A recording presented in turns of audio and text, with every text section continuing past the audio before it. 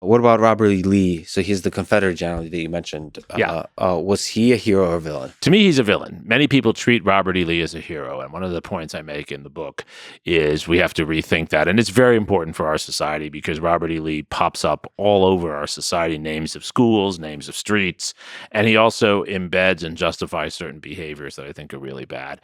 Lee was a tremendous general. He had the weaker side, and he managed to use maneuver, secrecy, and circumstance to give himself so many advantages and win so many battles he should have lost. So in terms of the technical generalship, he's a great general. But Lee, at the end of the war, never wants to really acknowledge defeat.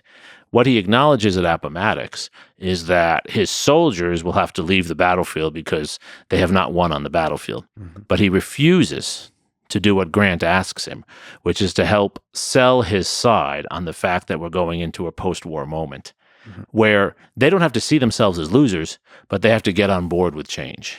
Real leadership is convincing people who follow you that they have to change when they don't want to change. Lee refuses to do that.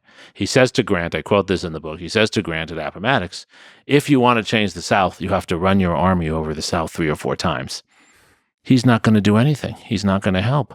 And he becomes a figure who people rally around in the rest of his life and even after he dies.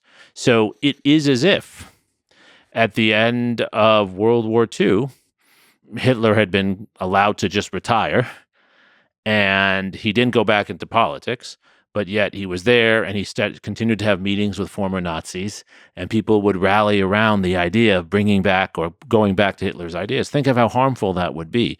Lee played that kind of role after the war, and I think it's one of the problems we have now. I don't think we should continue to revere him because it justifies too much of what the Confederates stood for.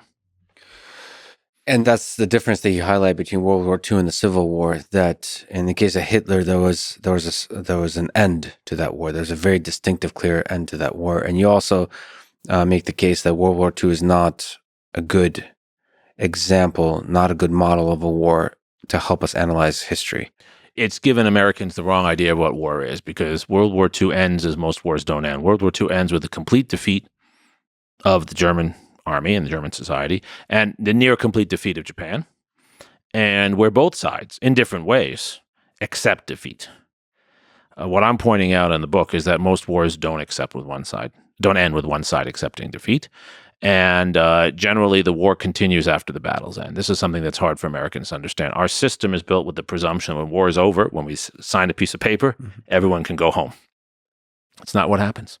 I mean, Civil War is a special case. It's especially strong case of that because the people that fought the war are still living in that land. That's exactly right. And in this case, some of them are leaders also. Many of them become the leaders of the very areas that they were leading before.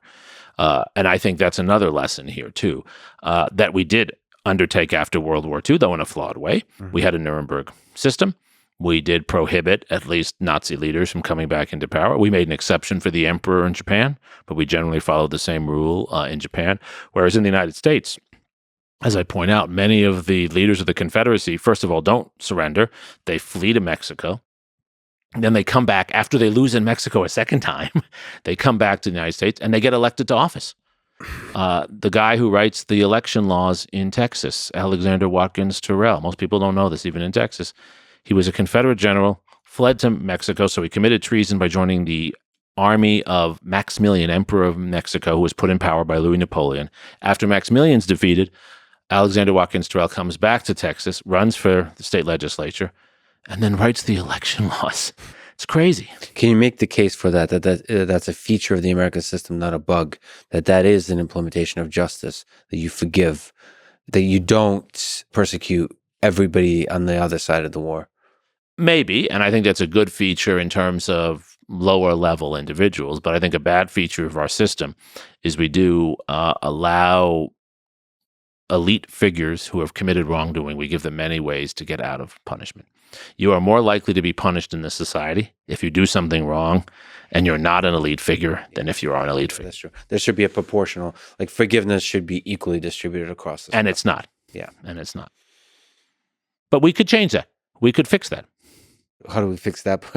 how do What we fix that? what I think was argued at the end, this is one of the really important things about studying history. You learn about ideas that were not pursued that could be pursued today. At the end of the Civil War, there was an effort to ban anyone who was in a leadership position in the Confederacy from ever serving in federal office again. That's the third element of the 14th Amendment. It's in the 14th Amendment. The 14th Amendment, Clause 3, says that if you took an oath of office, meaning you were elected to office, you're an elite figure, and you violated that oath, you can still live in the country. You can still get rich, but you can't run for elected office again. Yeah. And we've never really implemented that. Is it obvious that everybody who was in a leadership position on the Confederate side is a bad person for the future of the United States? Or is that just a safe thing to assume for the future of the nation? I think it's the latter. Maybe people do things for all kinds of reasons, and sometimes they have regrets. That's also why we have the pardoning capability. You could pardon someone individually if they show you that they've changed. Yeah. And it would only create fairness, because right now, let's say, Lex, you take out a huge, huge loan and you don't pay your loan back. That will go on your credit and you won't get a big loan again.